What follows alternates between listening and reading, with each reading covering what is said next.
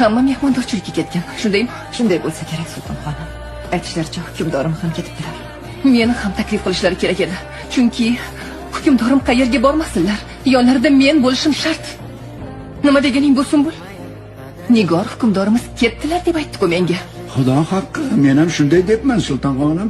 Hozirgina bilsamki, hukmdorimiz yotoqlaridan umuman chiqmagan ekanlar. U holda yonlariga boraman. Sultonxonim, borishingizni tavsiya etmayman. Zero hukmdorimiz mahramlari bilan birgalar deyishdi. Sultonxonim, sizni ichkariga kirita olmaymiz.